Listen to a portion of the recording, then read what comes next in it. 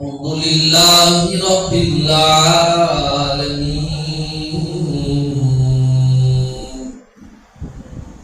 والعاقبة للمتقين والصلاة والسلام على سيد الأنبياء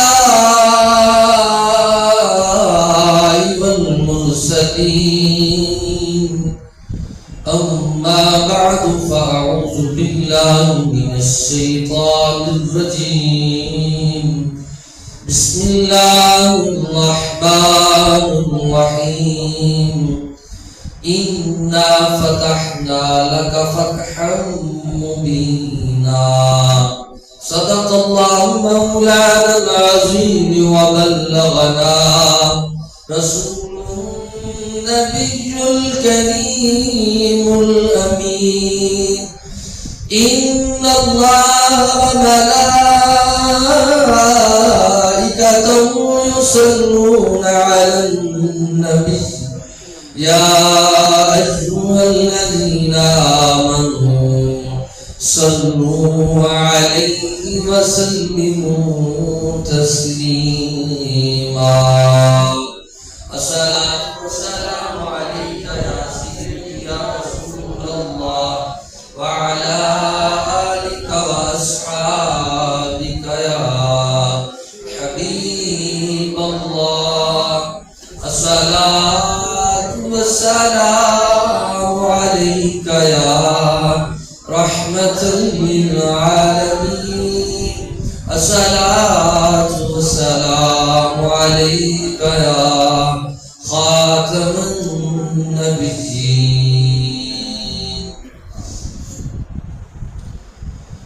مولاي صل وسلم دائما ابدا على حبيبك خير الخلق كلهم والحبيب الذي ترجى شفاعته لكل هول من الآمال مقتحم محمد سيد الكونين والثقلين والفريقين من عرب ومن عجم يا رب بالمصطفى بلغ مقاصدنا واغفر لنا ما مضى يا واسع الكرم اللہ تعالیٰ کی حمد و ثنا کے بعد حضور نبی اکرم شفیع معزز نور مجسم جانب عالم احمد مصطفیٰ جناب حضرت محمد مصطفیٰ صلی اللہ علیہ وآلہ وسلم کی بارگاہ ایکس پناہ میں ہدیہ درود و سلام کے بعد آج ماہ رمضان مبارک کے تیسرے جمعات مبارک کی ان سعادت گھڑیوں کے اندر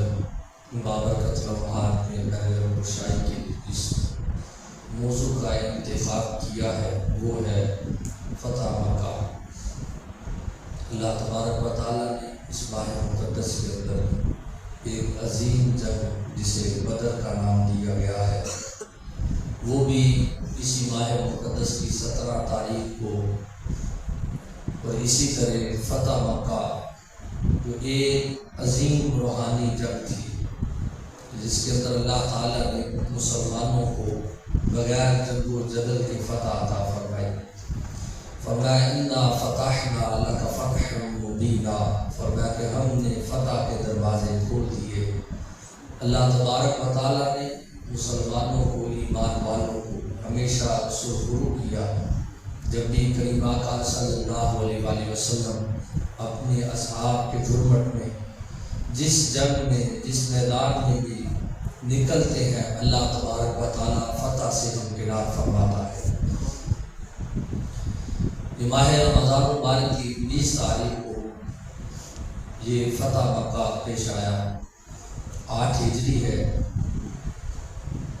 ایک وہ وقت بھی تھا کہ یہی شہر تھا، بے یار و مددگار مسلمان تھے، یہاں تک کہ اتنا تنگ کیا گیا کہ آقا صلی اللہ علیہ وآلہ وسلم کو دین اسلام کے لیے ہجرت کرنا پڑی۔ حضور صلی اللہ علیہ وآلہ وسلم ایک اپنے یار صدیق اکبر رضی اللہ تعالیٰ کے ساتھ یہاں سے ہجرت فرماتے ہیں۔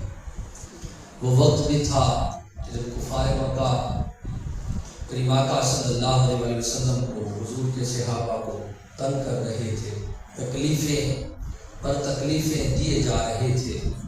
رب کے حکم سے کریم آقا صلی اللہ علیہ وسلم نے ہجرت کرنا چاہی،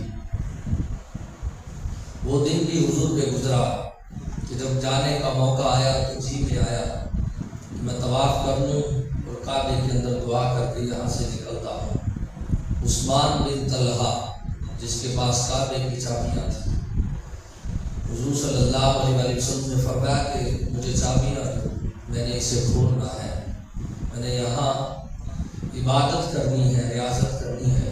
عثمان بن طلحہ نے جواب دیا تھا، اے محمد صلی اللہ علیہ وسلم، یہ جہلاء کے لیے کھلا ہے، کفار کے لیے کھلا ہے، مکے کے سب لوگوں کے لیے کعبے کے دروازے کھلے ہیں، مگر اے محمد صلی اللہ علیہ وسلم آپ کے لیے دروازے بند ہیں۔ کریم آقا صلی اللہ علیہ وسلم مکے کو چھوڑتے ہیں، یہ ایک دردناک منظر تھا۔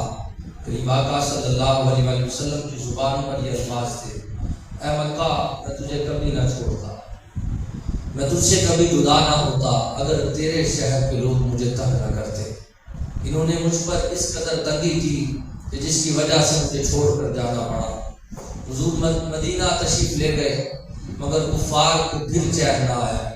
کبھی بدر کا معرکہ ہوتا ہے، کبھی احد کا معرکہ ہوتا ہے، کبھی حنین کا معرکہ ہوتا ہے۔ غزوہ خندق یہ وہ جنگ تھی جس میں اللہ تعالیٰ نے مسلمانوں کو فتح سے نوازا۔ حضور صلی اللہ علیہ وسلم نے اس موقع پر فرمایا، جب اللہ تعالیٰ نے تیز آندھی چلائی، ان کی فوجیں تہس نہس ہو گئی، یہ بھاگ نکلے، اس وقت حضور نے فرمایا تھا صحابہ کو مخاطب کر کے، فرمایا یہ اب آخری بار آئے ہیں، اب ہم خود چل کے مکے جائیں، یہ آخری بار آئے ہیں۔ پھر اس موقع پر حضور صلی اللہ علیہ وسلم نے اعلان کر دیا تھا کہ اب جنگ نہیں ہوگی بلکہ مکے کو ہم فتح کریں گے۔ اور پھر اس کے بعد وہ معاملہ بھی آنکھوں سے گزرا ہوگا آپ کی کہ وہ صلح حدیبیہ کا موقع، کہ جب حضور صلی اللہ علیہ وسلم جنگ و جدل کا سامان چھوڑ کے احرام باندھ کے گئے تھے اور سفیر بنا کر حضرت عثمان غنی رضی اللہ عنہ کو بھیجا گیا تھا، اے عثمان جا کے ان سے بات کرو، ہم جنگ و جدل کے لیے نہیں آئے، اگر ہم جنگ کے لیے آئے ہوتے تو شاید ہمارے ساتھ ہتھیار بھی پاتے، ہمارے پاس ہتھیار نہیں، ہم جنگ کے ارادے سے نہیں، فقط اللہ کے گھر کا طواف کرنے کے لیے آئے ہیں۔ مگر وہاں بھی کیا ہوتا ہے، حضرت عثمان غنی رضی اللہ عنہ سفیر بن کے جاتے ہیں، اجازت نہیں ملتی۔ حضرت عثمان غنی رضی اللہ عنہ سے کہا جاتا ہے اگر آپ چاہیں تو صرف آپ کر سکتے ہیں، آپ کے سوا کوئی طواف نہیں کر سکتا۔ عثمان غنی رضی اللہ عنہ نے جواب دیا تھا جب محمد نہیں تو پھر کچھ بھی نہیں، ہمیں ضرورت نہیں ہے اس طواف کی، اس کعبے کو کعبہ مانا ہے تو ذات مصطفیٰ سے، اگر مصطفیٰ طواف کریں گے تو عثمان بھی طواف کرے گا۔ پھر واپس آئے، ایک عہد نامہ لکھا گیا، ایک معاہدہ لکھا گیا جسے صلح حدیبیہ کا نام دیا گیا۔ 10 سال کا یہ معاہدہ لکھا گیا جس میں سخت سے سخت شرائط، یہ شرطیں لکھی گئی کہ جب بھی مکے سے کوئی مدینے آئے گا تو مدینے والے واپس بھیجیں گے، مگر جب مدینے سے کوئی مکہ آ جائے تو پھر اسے واپس نہیں کیا جائے گا۔ یہ طے پایا کہ جس کا حلیف ہوگا اس کے ساتھ بھی جنگ و جدل نہیں ہوگی۔ یہ 2 قبیلے تھے مگر یہ 10 سال کا معاہدہ تھا، مگر رب کو کچھ اور ہی منظور تھا۔ وہ 2 سال گزرے، 6 ہجری کو یہ ایک معاہدہ لکھا گیا۔ اس معاہدے کو رب تعالیٰ نے کس طریقے سے اور کس حکمت سے توڑا، اگر یہ معاہدہ قائم رہتا تو کبھی نہ ہوتا کہ مکہ فتح ہو سکتا، اس لیے کہ جنگ و جدل کو بند کر دیا گیا تھا۔ یہ معاہدہ دونوں فریقین کے درمیان طے پا چکا تھا، ادھر کفار مکہ تھے، ادھر میرے آپ کے آقا و مولا صلی اللہ علیہ وسلم تھے۔ مگر ہوا کچھ یوں، ان کے اندر 2 قبیلے تھے، ایک حلیف تھا کریم آقا صلی اللہ علیہ وسلم کا جس کا نام جو ہے وہ لکھا گیا بنو خزاعہ، اور دوسرا بنو بکر، یہ 2 قبیلے تھے۔ ایک حلیف تھا مکے والوں کا، ایک حلیف تھا مدینے والوں کا، مگر یہ دونوں جو قبیلے تھے یہ مکے کے باہر رہتے تھے۔ ان دونوں قبیلوں کی آپس میں بڑی دشمنی تھی۔ یہ سارا قبیلہ جو تھا بنو خزاعہ یہ مسلمان نہیں ہوا تھا. ان میں سے چند لوگ تھے جنہوں نے ابھی کلمہ پڑھا تھا. ہوا کچھ یوں، پہلا وہ وقت تھا کہ وہ جب بھی جنگ کرنے کے لیے آتے تو مسلمانوں سے، مگر اب معاہدہ لکھا جا چکا تھا. بنو بکر نے سوچا، جو کفار مکہ کے ساتھ تھا، اس نے سوچا کہ اب فارغ بیٹھے ہوئے ہیں کیونکہ جاہل لوگ تھے، تو اب ان کو سوچی کہ ہم اس قبیلے سے بدلہ لیتے ہیں. انہوں نے بنو خزاعہ سے بدلہ لینے کے لیے ان کے لوگوں کو مارنا شروع کر دیا، یہاں تک کہ بنو خزاعہ کے بہت سے لوگ حرم کی زمین حدود کے اندر داخل ہوتے ہیں کہ شاید ہمیں چھوڑ دیا جائے. مگر بنو بکر نے نکاح کر کے اور کفار مکہ انہوں نے ساتھ دیا ان کا، بنو بکر کا، کیونکہ یہ ان کا حلیف تھا. اب ساتھ دیتے ہوئے انہوں نے بنو خزاعہ پر حملہ کیا، بہت سے لوگوں کو قتل کر دیا گیا. کریم آقا صلی اللہ علیہ وسلم مدینے میں بیٹھ کر آپ وضو فرما رہے تھے. کریم آقا صلی اللہ علیہ وسلم نے جملے ارشاد فرمایا آن پہنچا، میں آن پہنچا. حضرت ام سلمہ رضی اللہ تعالی عنہا نے عرض کیا صلی اللہ علیہ وسلم یہ کیا ہے، کس کی مدد کے لیے جا رہے ہیں؟ حضور صلی اللہ علیہ وسلم نے مدینے میں بیٹھ کر کہا کہ مکے کے اندر بنو خزاعہ پر حملہ کر دیا گیا ہے اور انہوں نے اسی وقت مجھے پکارا ہے اور میں ان کی پکار پر جواب دے رہا ہوں. وہ مدینے میں بیٹھ کر آقا مکے کی خبریں رکھ رہے ہیں. پھر کیا ہوتا ہے، بنو خزاعہ کے بہت سے لوگ جب مارے گئے، بنو خزاعہ کے کچھ لوگ مدینے پہنچے، آ کر خبر دی 2-3 دن کے بعد یا رسول اللہ علیہ وسلم ہمارے قبیلے کے لوگوں کو مار دیا گیا. کریم آقا صلی اللہ علیہ وسلم نے فرمایا تم پریشان نہ ہو، میں ان سے بدلہ ضرور لوں گا، میں ان سے بدلہ ضرور لوں گا. پھر کیا ہوا، کریم آقا صلی اللہ علیہ وسلم نے ایک شخص کو بھیجا جس کے ہاتھ میں خط تھا کہ تمہارا اور ہمارا معاہدہ ٹوٹ چکا، اس لیے کہ جو شرائط طے پائی تھی تم نے ختم کر دی. 3 چیزیں ہیں، اگر تم کر لو تو معاہدہ طے پایا رہے گا، مگر یہ معاہدہ ختم ہو چکا. فرمایا ایک خون بہا دو، خون بہا دو. فرمایا کہ جتنے خون بہے ہیں وہ ان کا خون بہا دو.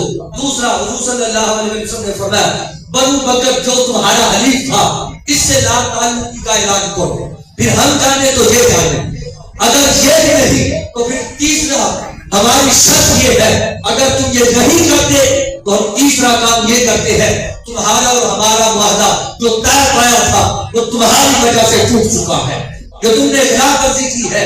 کریم آقا صلی اللہ علیہ وسلم کا وہ جو سفیر بن کے گیا شخص تھا وہ وہاں پہنچتا، وہاں حماقت کرتے ہوئے ایک کافر اٹھا کہنے لگا جا کے محمد کو کہہ دو صلی اللہ علیہ وسلم، جا کر کہہ دو کہ ہم معاہدے کو توڑتے ہیں، جا کے ان کو خبر دے دو. وہ شخص واپس آیا، کریم آقا صلی اللہ علیہ وسلم نے فرمایا ٹھیک ہے کہ معاہدہ ختم ہو چکا، وہ جو 10 سال کا طے پایا تھا. ادھر سے جب وہ جو سمجھدار کافر لوگ تھے ان کی عقل تھوڑی سی جھنجھلائی کہ ہم نے یہ کیا کر دیا، جب وہ جدل رکی ہوئی تھی اب دوبارہ کہیں جنگ نہ ہو جائے.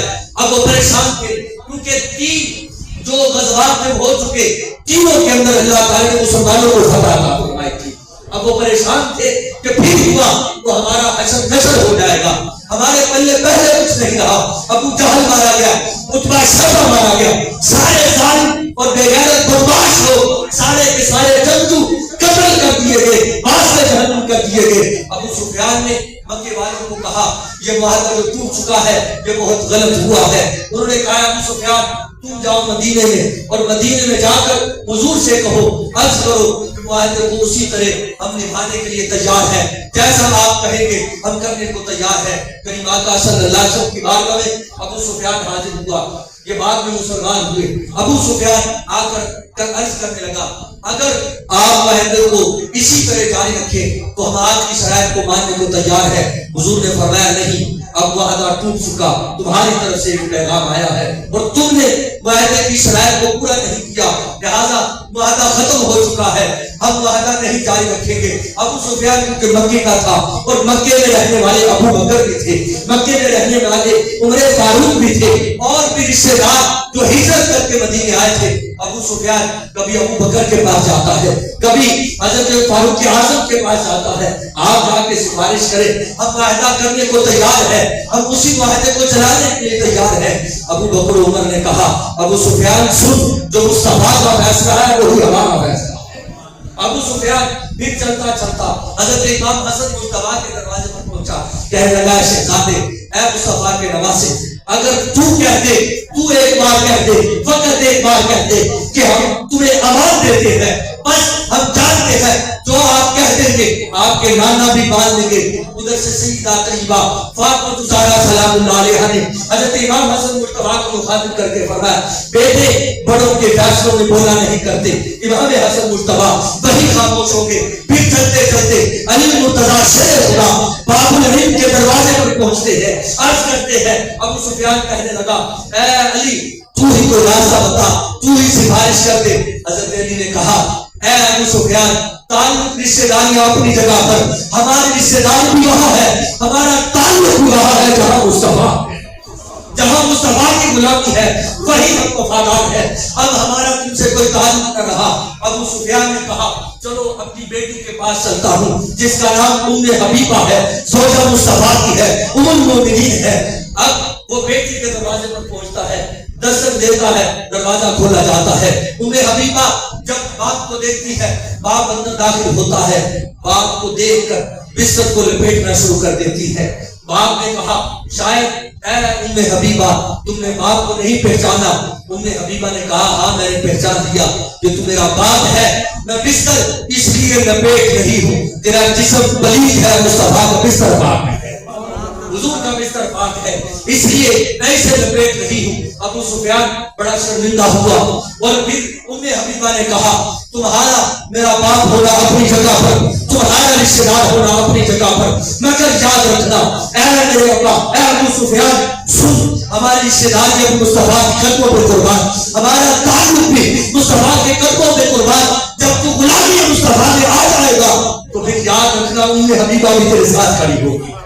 ابو سفیان نا امید ہو کر وہاں سے پلٹا، مکے میں پہنچتا ہے، ادھر سے جیسے وہ واپس آتا ہے، حضور صلی اللہ علیہ وسلم نے ام المومنین عائشہ صدیقہ رضی اللہ عنہا کو فرمایا عائشہ جلدی سے سوال تیار کرو، جنگ کی تیاری کرنی ہے۔ مکے مدینے کے اندر یہ ہوا تیزی سے پھیلتی ہے، یہ فضا ہر طرف پھیلتی ہے۔ مکے مدینے کے لوگ جلدی سے وہ جو مہاجرین بھی تھے، انصار بھی تھے، تیاری کرنے لگتے ہیں۔ سیدنا ابو بکر صدیق رضی اللہ تعالیٰ عائشہ صدیقہ رضی اللہ تعالیٰ عنہ سے اپنی بیٹی سے سوال کرتے ہیں، عائشہ تمہیں پتا ہے کہاں کی تیاری ہے؟ فرمایا یہ خبر تو مجھے بھی نہیں ہے، یہ خبر تو مجھے بھی نہیں ہے۔ اس میں بڑی حکمتیں تھی جو آگے بیان کروں گا۔ کریم آقا صلی اللہ علیہ وسلم نے خاموشی سے تیاری شروع کر دی، تیاری شروع ہو گئی، سارے صحابہ جنگ کی تیاری کرنے لگے، کب ہونی ہے، کہاں ہونی ہے، یہ کسی کو خبر نہیں ہے۔ کریم آقا صلی اللہ علیہ وسلم نے اسے راز رکھا، مگر اچانک سے ایک دن بیٹھے ہوئے صحابہ کی ظلمت میں کریم آقا صلی اللہ علیہ وسلم نے حضرت مقداد اور حضرت زبیر کا بھی نام آتا ہے، اور دوسرا نام حضرت علی مرتضیٰ شیر خدا کا تھا۔ حضور صلی اللہ علیہ وسلم نے دونوں کو مخاطب کر کے فرمایا جلدی سے اٹھو، فلاں مقام پہ ایک عورت جا رہی ہے اور اس کے پاس ایک خط ہے، وہ مکے جانے نہ پائے، وہ مکے جانے نہ پائے۔ صحابہ کہتے ہیں ہم وہاں سے اٹھے، ہم اس مقام پر پہنچے، اسی جگہ پر ہم نے ایک عورت کو اونٹنی پر سوار پایا۔ حضرت علی مرتضیٰ شیر خدا رضی اللہ تعالیٰ عنہ نے ان کو اس عورت کو مخاطب کر کے کہا، تیرے پاس ایک خط ہے، تو مکے لے کر جا رہی ہے، جلدی سے نکال۔ اس عورت نے شور مچانا چاہا، ہیلے بہانوں سے کام کرنا چاہا۔ پھر دوسری بات حضرت علی رضی اللہ عنہ نے فرمایا میں تمہیں کہہ رہا ہوں نا خط نکال، کہتی میرے پاس خط نہیں ہے۔ جب اس نے یہ بات کہی حضرت علی مرتضیٰ شیر خدا رضی اللہ عنہ کو جلال آیا۔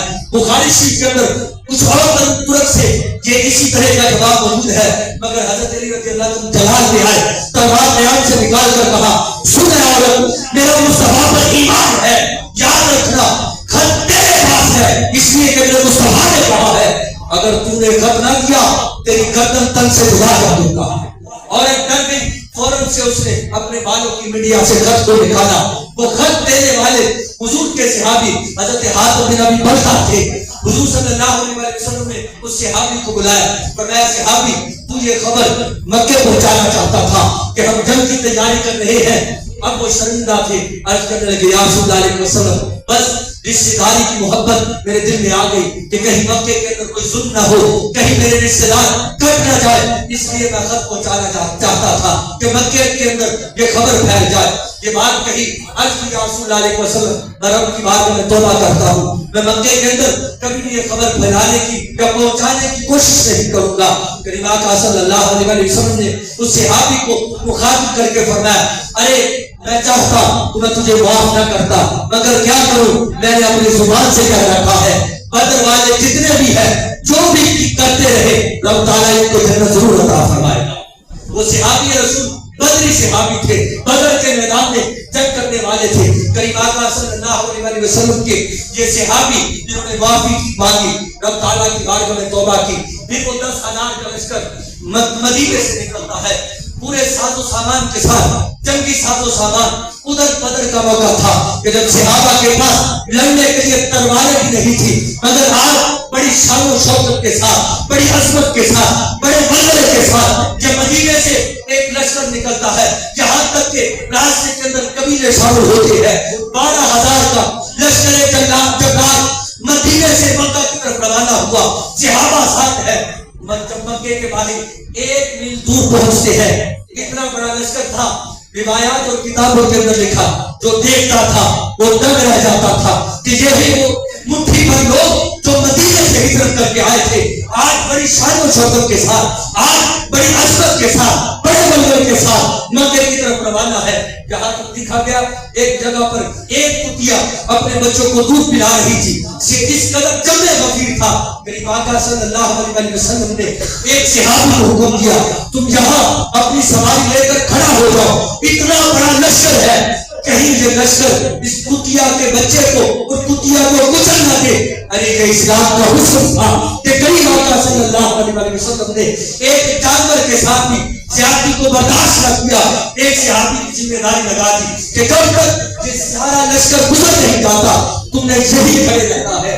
وہ چاہو منصب کے ساتھ، چاہو جلال کے ساتھ، جب مکے کے باہر پہنچتا ہے، کریم آقا صلی اللہ علیہ وسلم نے صحابہ کو حکم دیا، فرمایا دور دور کر کے خیمے لگا دو۔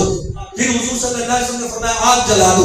جب آگ بھڑکتی ہے، مکے والے پریشان ہو جاتے ہیں کہ یہ کیا ہو گیا، یہ کیا ہو رہا ہے۔ ابو سفیان جب آ کے دیکھتا ہے کہ اتنا بڑا لشکر آگ کے تھک رہ جاتی ہے، مکے والوں کو آ کر کہتا ہے آج ہماری خیر نہیں ہے، آج ہم سے بدلہ لیا جائے گا۔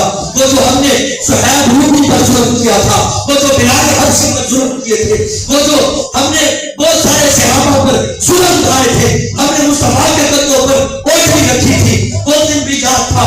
ہمیں یاد ہے ہم نے ابو بکر صدیق رضی اللہ عنہ کو اتنا مارا تھا کہ وہ بے ہوش ہو گئے۔ ہم نے مدینے والوں پر، ان مکے کے جانے والوں پر اتنا ظلم کیا تھا، آج ہم سے بدلہ لیا جائے گا۔ کریم آقا صلی اللہ علیہ وسلم نے ابو سفیان کو مخاطب کر کے فرمایا ابو سفیان لا تثریب علیکم اليوم، فرمایا آج کا دن وہ ہے کہ جس طرح یوسف نے اپنے بھائیوں کو کچھ نہیں کہا تھا، آج میں مصطفیٰ مکے والوں کو کچھ نہیں کہوں گا۔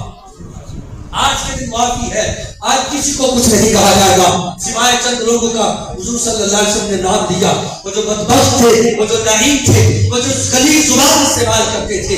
کریم آقا صلی اللہ علیہ وسلم نے ابو سفیان سے کہا مکے کے اندر جا کر اعلان کر دو جو حرم میں چلا گیا اسے کچھ نہیں کہا جائے گا، اسے امان ہے۔ جو گھر کا دروازہ بند کر دے گا اسے بھی امان ہے۔ فرمایا ابو سفیان جو تیرے گھر میں داخل ہو جائے گا اسے بھی امان ہے۔ ابو سفیان مکے کے اندر جا کر کہتا ہے اے مکے والوں، آج ظلم ہو گیا، اگر وہ چاہے تو ہمیں پاؤں کے نیچے کچل کے رکھ دے، اتنا بڑا لشکر مکے کے باہر میں دے کر آیا ہوں۔ اے کافرو، اے میرے ساتھیو، ابو سفیان نے کہا کوئی جنگ نہ کرے، کوئی تلوار نہ نکالے، اگر کسی نے نکالی تو بہت برا ہوگا۔ کریم آقا صلی اللہ علیہ وسلم نے وہ ان گروہوں کے اندر اس لشکر کو تقسیم کیا۔ ایک لشکر جس کی سپہ سالاری حضرت خالد بن ولید فرما رہے تھے، 10 سے 12 یا 15 افراد یا 20-30 افراد کا یہ اس طرح جتھا جو ہے مکے کی ہر گلی سے گزرتا ہے۔ کریم آقا صلی اللہ علیہ وسلم نے فرمایا جو تلوار نیام میں رکھے اسے کچھ نہ کہا جائے، مگر کچھ نوجوانوں نے تلوار کو نکال کر حملہ کرنے کی کوشش کی، جس کے عوض 3 مسلمان شہید ہوئے اور 70 کافر مارے گئے۔ کریم آقا صلی اللہ علیہ وسلم نے جب چمکتی تلواریں دیکھی، حضرت خالد بن ولید کو دور سے دیکھ کر کہا، اے خالد بن ولید تم نے یہ کیا کیا؟ پھر لوگوں نے بتایا یا رسول اللہ علیہ وسلم خالد بن ولید نے تلوار نہیں اٹھائی بلکہ چھیڑ خانی پہلے چھیڑ چھاڑ انہوں نے کی تھی، جس کے عوض انہوں نے تلوار کو نکالا تھا۔ کریم آقا صلی اللہ علیہ وسلم نے فرمایا اچھا جو ہوا اچھا ہوا۔ کریم آقا صلی اللہ علیہ وسلم اپنے لشکر کے ساتھ پھر کعبۃ اللہ کے اندر داخل ہوتے ہیں۔ وہ شان و شوکت، وہ عظمت، وہ 360 بتوں کا گرانا، کریم آقا صلی اللہ علیہ وسلم نے ایک ایک بت کو گرایا۔ گرانے کے بعد حضور صلی اللہ علیہ وسلم نے وہ حضرت عثمان بن طلحہ، وہ جو ابھی صحابی نہ ہوئے تھے، اس وقت حضور نے جب ہجرت کرنے لگے چابی مانگی تھی، انہوں نے کہا کعبے کی چابی تمہارے لیے نہیں ہے، باقی سب کے لیے ہے۔ آج عثمان بن طلحہ کو بلایا گیا، جسم پر کبھی تاری ہے، آج مجھ سے چابی لے لی جائے گی۔ کریم آقا صلی اللہ علیہ وسلم نے کعبے کا دروازہ کھولا، بتوں سے بات کیا اور مخاطب کر کے کہا، فرمایا مکے والو تم سب کو امان ہے، تمہیں کچھ نہیں کہا جائے گا۔ اسی موقع پر ایک وہ شخص بھی تھا جو کریم آقا صلی اللہ علیہ وسلم کی بیٹی کا قاتل تھا، وہ شخص بھی حضور کی نگاہوں کے سامنے اس انداز کے اندر آتا ہے کہ اپنے منہ کو چھپا کے بارگاہ رسالت میں آتا ہے، عرض کرتا ہے یا رسول اللہ علیہ وسلم اگر کعب بن زہیر اگر آپ کے سامنے آ جائے تو آج اسے بھی معاف کی ہے۔ کریم آقا صلی اللہ علیہ وسلم کی چشمان مقدس سے آنسو بہے، آنسو کا خراج پیش کرتے ہوئے کعب بن زہیر کو مخاطب کر کے کہا، اے کعب میں جانتا ہوں تو کعب ہے مگر بیٹیوں کے قاتل بلائے نہیں جاتے، مگر آج اگر تو کلمہ پڑھے میں مصطفیٰ تمہیں بھی معاف کر دوں گا۔ حضور نے بڑی کرم نوازی فرمائی، بڑی کرم نوازی فرمائی، رحمت کا دروازہ کھلا ہوا تھا، دریا بہہ رہے تھے، سارے مکے والوں کو حضور صلی اللہ علیہ وسلم نے ایک ایک کر کے یہاں تک کہ اکرمہ جو ابو جہل کا بیٹا تھا، اس نے بڑی شرارتیں کی تھی، یہ بھی بارگاہ رسالت میں آ کے چھپ چھپا کے آیا اور عرض کرنے لگا یا رسول اللہ علیہ وسلم مجھ سے غلطیاں ہوئی ہیں، مجھے معاف کر دے۔ حضور نے فرمایا جا تمہیں بھی معاف کیا، اور حضور صلی اللہ علیہ وسلم کے حوالے سے ایک بات کر کے گفتگو کو سمیٹ رہا ہوں۔ یہ فتح مکہ ایک عظیم دن تھا کہ جس اللہ تعالیٰ نے مسلمانوں کو ایک بہت بڑی فتح سے ہمکنار فرمایا۔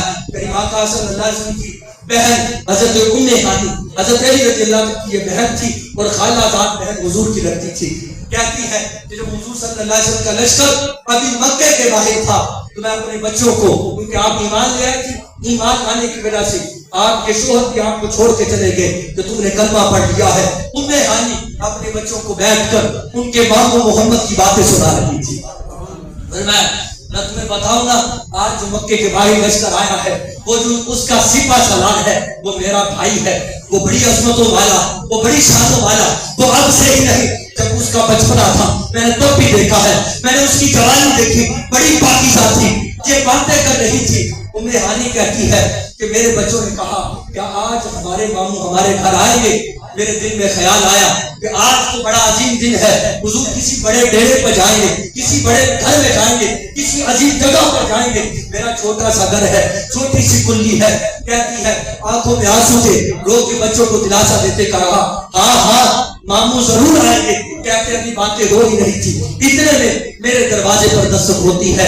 جب دروازہ کھولا کریم آقا صلی اللہ علیہ وسلم دروازے پر موجود تھے۔ فتح مکہ کے دن جو عظیم دن تھا، اس دن بھی کریم آقا صلی اللہ علیہ وسلم نے کسی بڑے کو، کسی امیر کو اتنی اہمیت نہ دی۔ حضرت ام ہانی فرماتی جب حضور اندر آئے، حضور نے فرمایا اے ام ہانی بھوک لگی ہے، کھانے کے لیے کچھ لے آؤ۔ کریم آقا صلی اللہ علیہ وسلم نے جب یہ بات کی، ام ہانی عرض کرتی ہے یا رسول اللہ علیہ وسلم گھر میں کھانے کے لیے کچھ نہیں ہے، ہاں کچھ سوکھے ہوئے ٹکڑے پڑے ہیں، مگر آپ کے سامنے رکھتے ہوئے شرم آتی ہے۔ کریم آقا صلی اللہ علیہ وسلم نے فرمایا اے ام ہانی یہ میرا اپنا گھر ہے، وہ ٹکڑے لے آؤ۔ وہ ٹکڑے، وہ ٹوٹی ہوئی چٹائی، وہ ہاتھوں میں سوکھے ہوئے ٹکڑے لے کر حضور پوچھتے ہیں گھر میں کچھ اور بھی پڑا ہے؟ عرض کیا رسول اللہ علیہ وسلم ہاں گھر میں سرکہ پڑا ہے۔